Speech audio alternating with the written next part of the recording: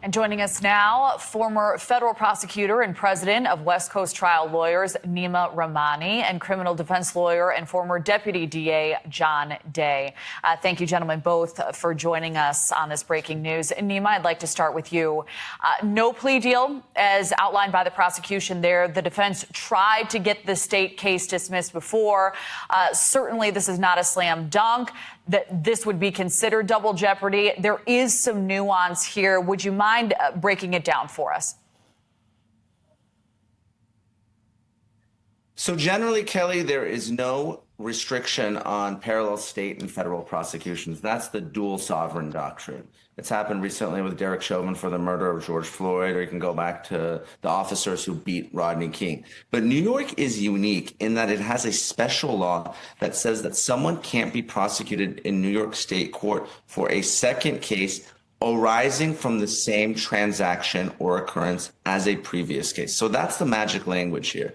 The defense, of course, is going to argue that the federal stalking and the state murder are the same transaction or occurrence. And if they're successful, Kelly, I think this will go down as a botched prosecution by the feds. They didn't get the death penalty. They had the federal murder charges dismissed.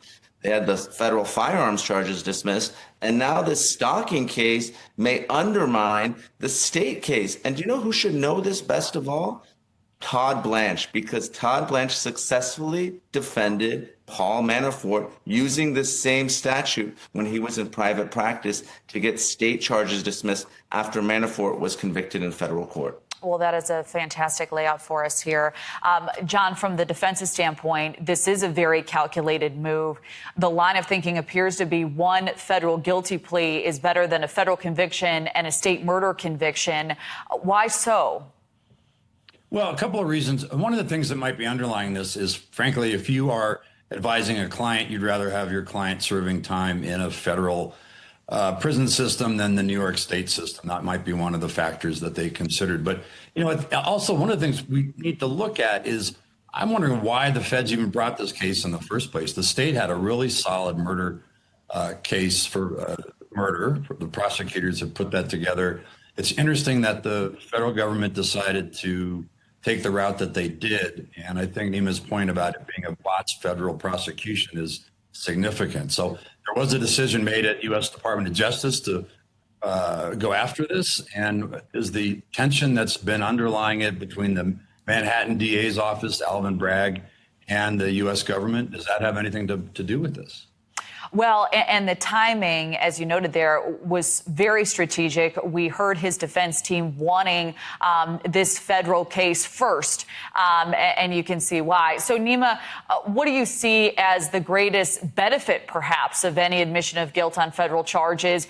Is there a way the prosecution can work to use this to their advantage? Any case of this that you're seeing? Well, if the prosecution can still proceed in state court, Kelly, they can certainly use this admission in federal court to stalking.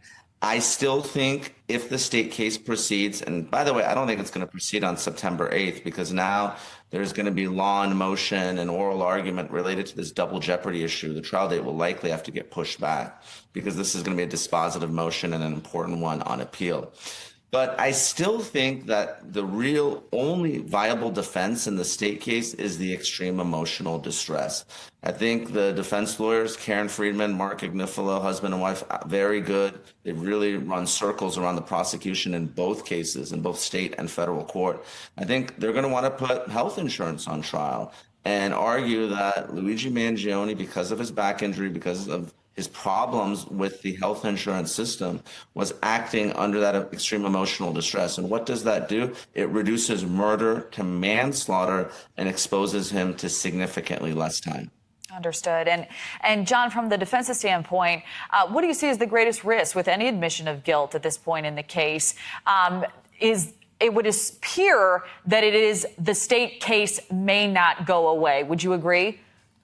Well, if it doesn't go away, then the admissions that have been made, again, it is a sophisticated defense team maneuver. But if the state case is allowed to survive, the admissions that he just made in court are definitely going to be harmful. And the argument by the prosecutors in the state case, of course, are going to be that this is that they ought to be allowed to move forward. That this doesn't preclude just because there's a plea in federal stalking, where the elements they're going to argue are very different than what they had in the murder case. They ought to be allowed to proceed even with New York's unique, as Neama says, unique double jeopardy law. Neama Rahmani, John Day, great to rely on your expertise, gentlemen. Thank you both for joining us.